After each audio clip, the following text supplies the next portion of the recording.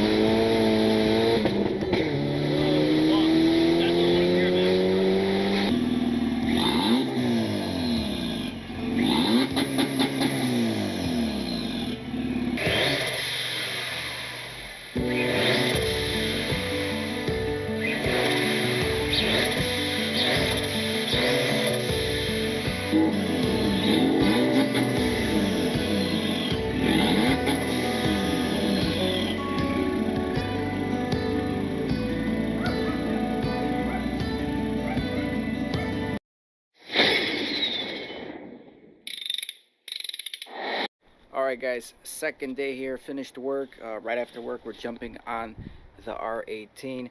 One thing I'm doing right now, I'm checking the valve lash adjustment on the vehicle. And the last time I changed the valve lash, I adjusted it. It was around 82,000 miles. We're at 106 right now. And I just finished cylinder 1 and I'm finishing cylinder 3 to do the valve lash adjustment. And everything is in spec. For example, right now on cylinder 3, I'm going to check the clearances, and this is the acceptable tolerance. I have a great do-it-yourself video on valve lash adjustment on the 8th gen. So you just want a slight drag, and you don't want the bigger feeler gauge to go in underneath and fit, because then your ranges are out of spec. So 1 and 3 so far are actually all great, all according to spec, exactly how I set them last time, so that's good. There hasn't been any motion or movement in them. Let's check out cylinder 2 and 4, and after we do that, I'm also checking the timing marks and the alignments. There's a dot here. I know when you do a new timing chain, you have one of the rings is a different color, like a gold one, so you attach the cam markings to the timing chain markings, and you can also do that under the vehicle, but we can't see the bottom side because this whole housing is on there, if in case like the tooth skipped, the timing skipped a tooth or something along those lines.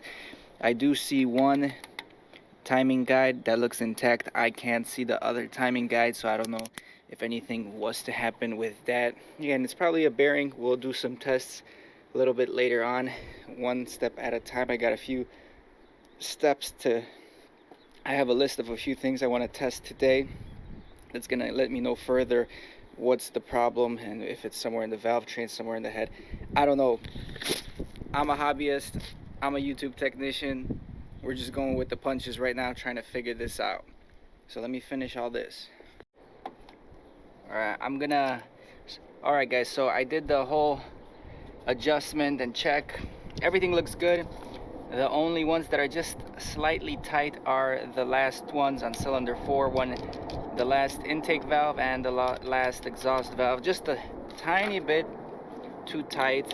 So I'm just gonna loosen them up and make the adjustments here fit, and it's not fitting, so we're just gonna loosen it up just a little bit. Tiny turns.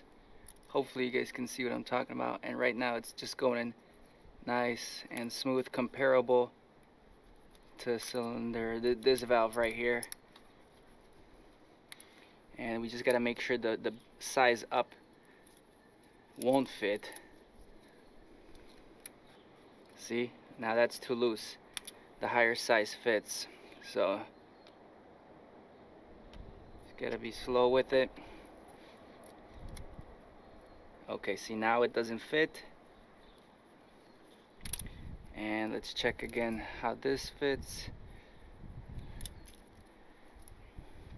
Always look at your specs between your intake and exhaust valves so you don't get confused.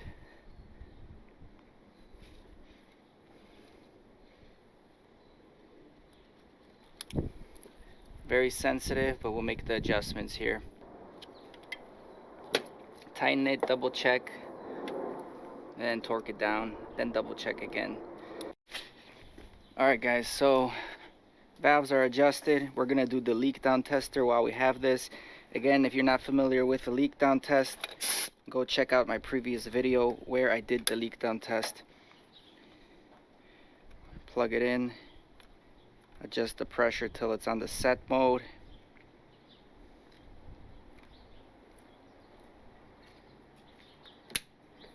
Alright, I'm gonna plug it in into this hose right here. I'm gonna hold my my wrench on the bottom, make sure we're at top dead center right over here. This is great to check without the valve cover on, because we know when we're on top dead center perfectly.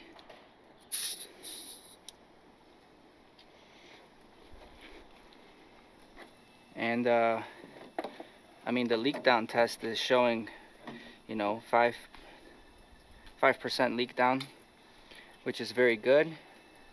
Some people also told me to check the leak down with the spark plugs in all the other spark plug holes. So I'm just probably gonna do that. While we got the leak down test going, I'll probably throw this in and check the leak down. Let me just get an extension here.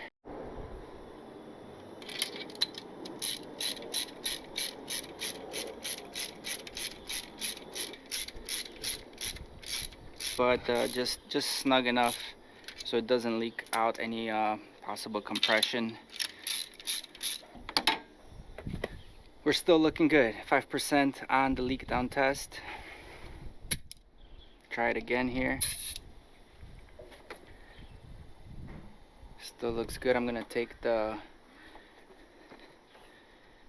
cap off. No bubbles here. No bubbles whatsoever. Alright, cylinder 2, leak down.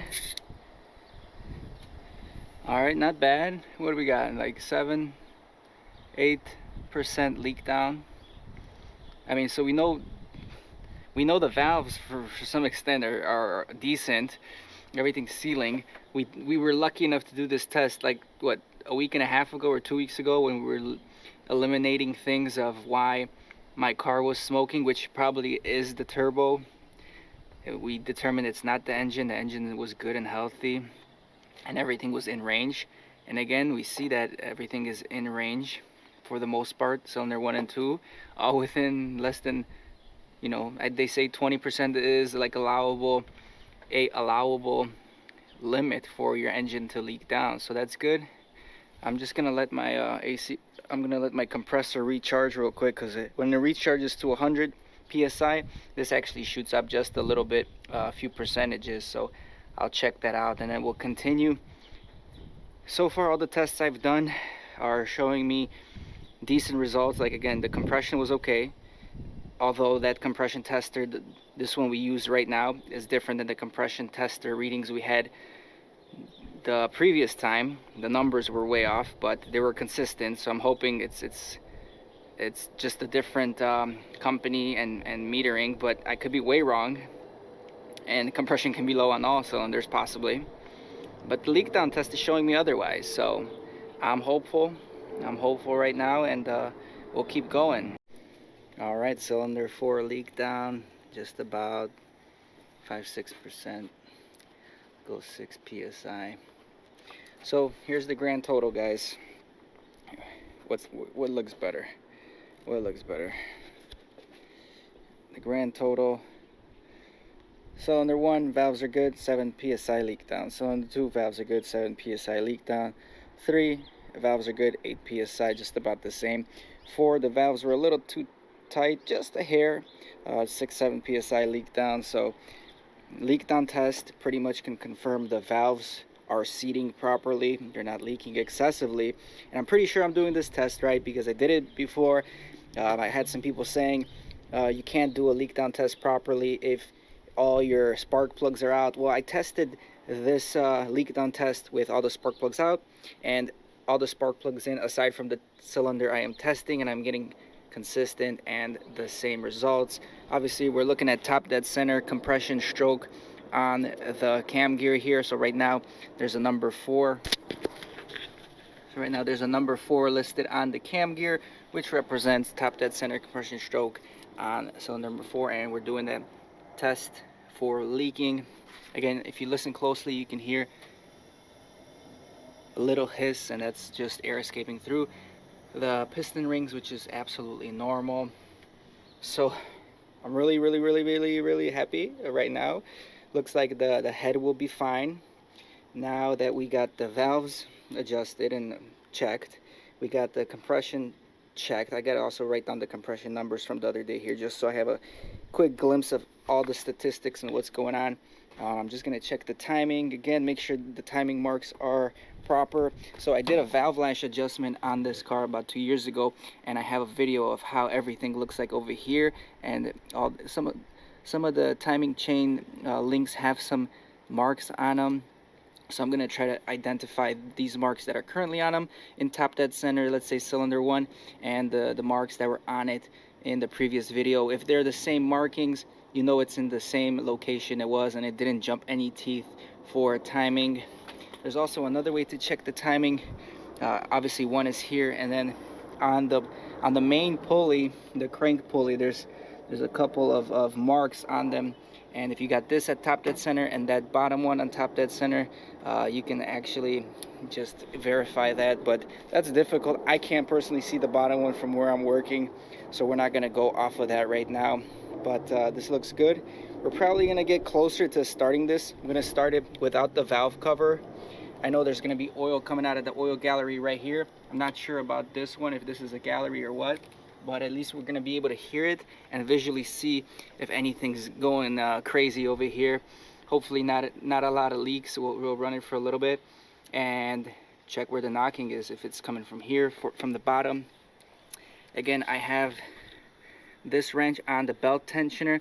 Some people had issues back in the day with the tensioners becoming loose or problematic and causing knocking issues. So I'm going to adjust this while the car's running back and forth to see if we can isolate that sound at all, which I don't think this is the case, but whatever. And last resort, we'll turn the car off, we'll take the belt off, right? Because taking the belt off will actually isolate any alternator issues, any power steering issues, any AC issues, or idler pulley issues or whatnot, anything including the water pump, since none of those pulleys are going to be moving. And if we're still getting knocking, we know it's in the engine and not any of the accessories. So let's keep going. Let's see how far we can get. We're blessed today. We have a nice sunny day, probably in the 50s, so much better than the other day when it was 25 degrees and we spent hours working on the car. So right now I'm hopeful it doesn't look catastrophic, but I don't know if any of these tests that we're doing can actually test for a bad, if it can test for a bad rod bearing. You know, if it's a spun bearing, rod bearing, all these tests would still come out good. Compression would still come out good. Valve leak down test would show the valves are good, but it's not factoring in the bearing that's bad. And you can only see that and hear that when the car is running. But there's one more test we can do on the actual, on the rod bearings. So I'm going to remove all these spark plugs again, and once we go into top dead center, what we do is we push down on the piston from here, and if it actually sinks down a little bit, you know there's play in the bearing. There's also going to be a method we're going to do once the car is running. We're going to have all the ignition coils in, and we're going to remove the ignition coil one at a time and see if that changes the tone of the knock. If it does change the tone of the knock, that means most likely that's the cylinder where the rod knock is happening. And yeah, those are some of the tests you guys can run that I learned clearly on YouTube over the years of watching these things, and now I'm implementing it finally and hoping for the best. Alright, I just want to show you guys something real quick. Let me show you guys. Until I saw this, and what you see is that location where the link should be. That's when you buy a new link. You see how it's discolored? You see how this one's discolored a little bit, and you see that little dot right under it? So that means that the timing is in the appropriate location. Nothing jumped, so that's good. Timing looks good. The valve lash adjustment looks good. Compression, again, debatable, but I think it looked good because it was all consistent. Valve seals or leak down test looked good.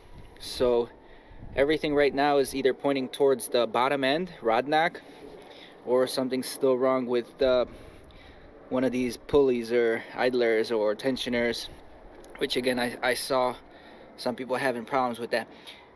So right now we're gonna check for play in the piston once we go a little bit past top dead center, and I'll let you guys know how that comes out.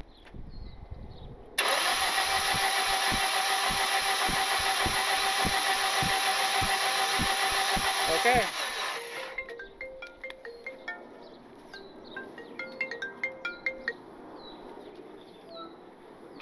What's up, man? How's that engine rebuild going? Man, forged internals. Yeah, forged internals. So I just got it here. Mom was just cranking it up, you know. She was cranking it up like this, and I mean, it seems like everything's turning and moving smoothly. I'm probably gonna put the spark plugs in and try to and put the fuel fuse back in for the fuel pump, and try to start it up and see if it starts and knocks. Hopefully, you know, I can check it out without getting oil all over this place, you know. Yeah. But the leak down tester showed everything was fine, so that's good on valves. I mean, it can't eliminate the rod though, you know. Yeah, but I mean, like, leak down, that's just saying that the piston rings are good. Well, no, it's saying piston rings are good, valves are good. Everything's seated and sealed. Okay. So yeah, it doesn't eliminate rod knock and spun bearing or bearing issue. Gotcha. So I'm gonna start it up, see where it's knocking, and then I'm gonna probably take off the serpentine belt, and then if it's still knocking with serpentine belt off, you know it's the engine. Yeah. All right, we're gonna start it up. Spark plugs are in, coils are in. We're just gonna be looking at the oil coming out right now and listen for the knock, of course. Go ahead.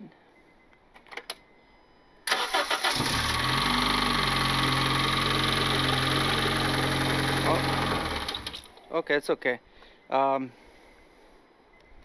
Okay, so you heard the knock a little bit, and the timing chain is kicking up a lot of the oil. Okay, start it again.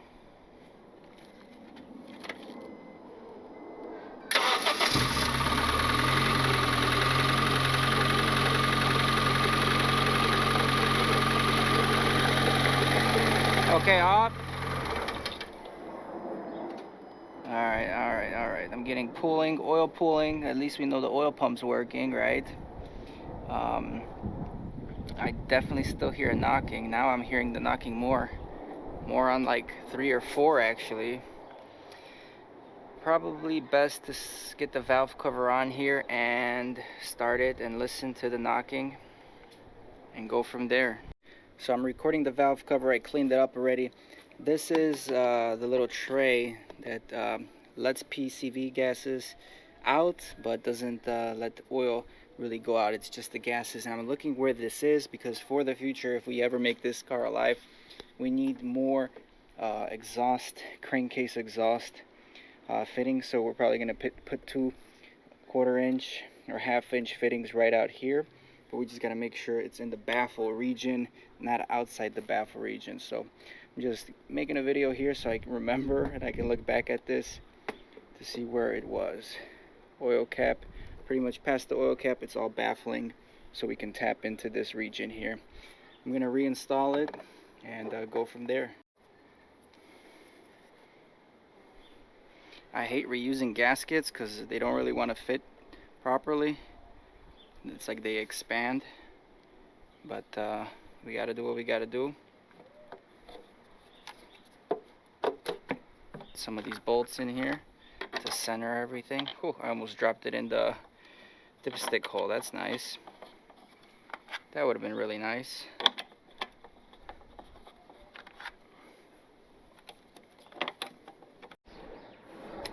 Alright guys, I'm going to start it up and we're going to let it run for a little bit and then pull the spark ignition coils out. See if it makes a difference. Yep.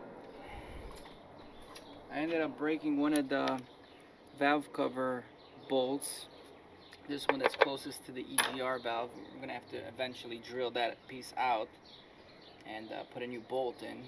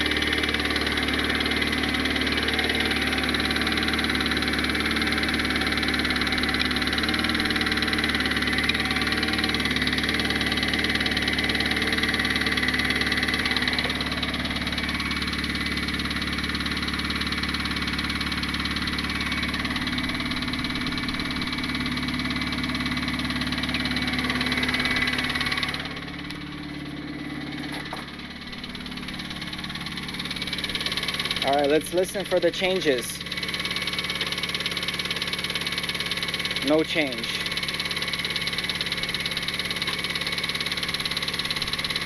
No change.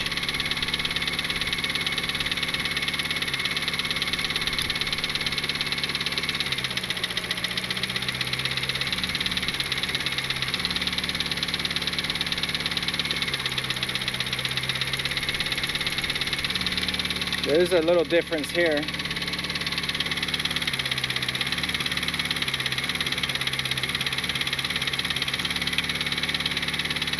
Maybe this one.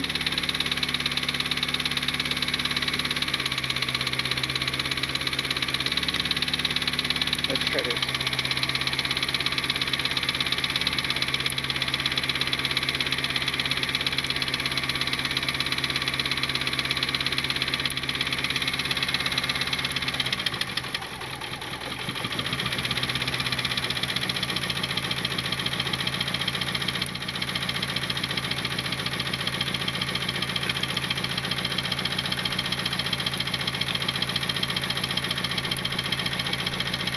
Uh-oh. It's definitely misfiring now.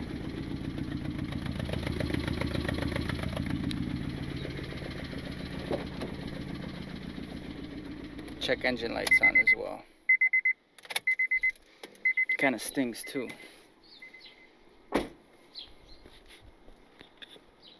Alright, well, what did we learn from that so far? Nothing.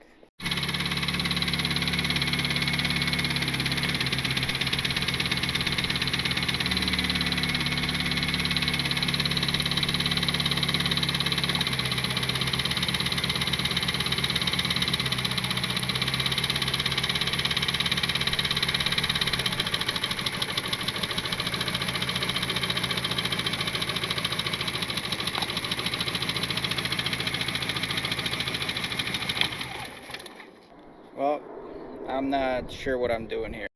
Alright guys, I managed to take the belt off after some time of finessing with it. One thing I wanted to show you guys, so right over there is your little arm and your pulley. The idler pulley is right behind it. The pulley spins freely, but without a belt on here, and if I move this whole arm,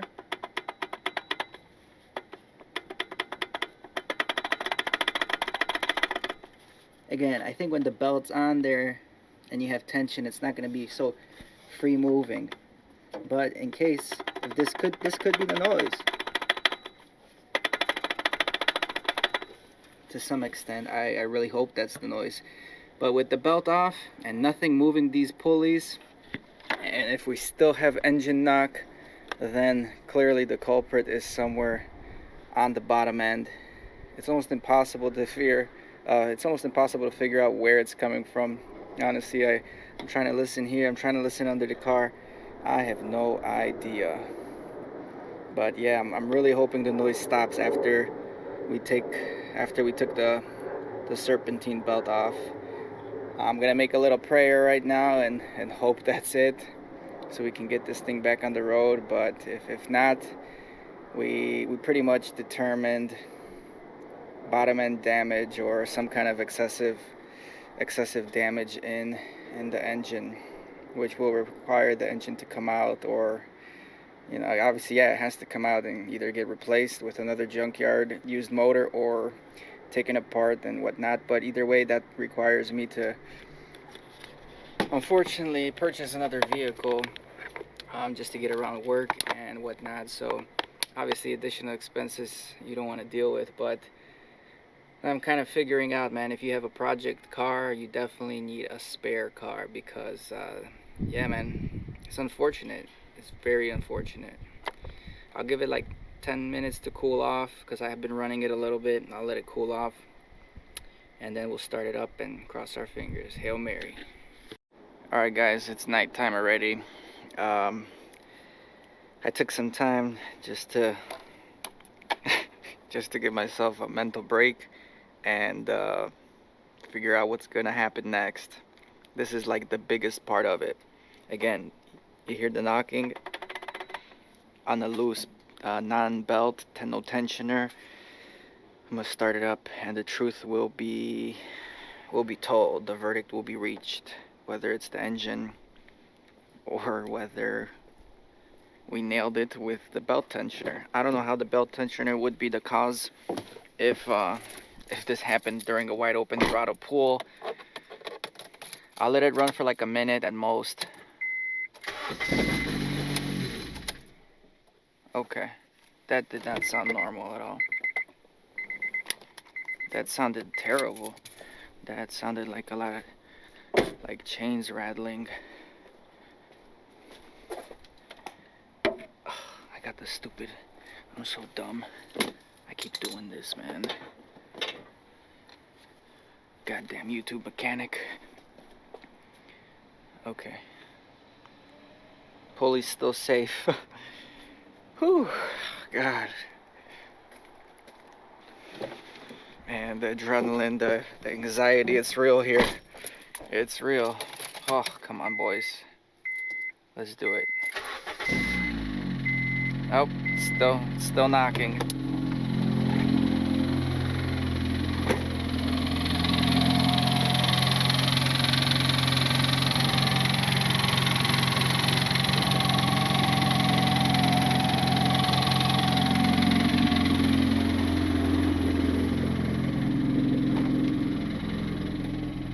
I got a battery light too.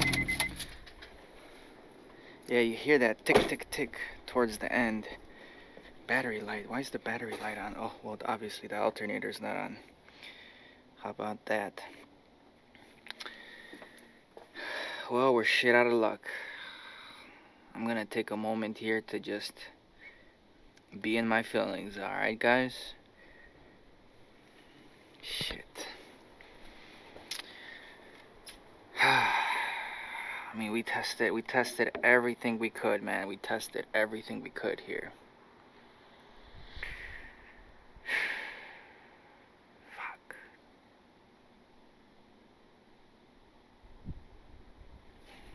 God damn it, man. What could it be, man? That's the question. What is it? Is it bottom end? Is it top end? I mean, I have no idea. Is it a bent valve? But we tested for a leak down on valves, so it was all good.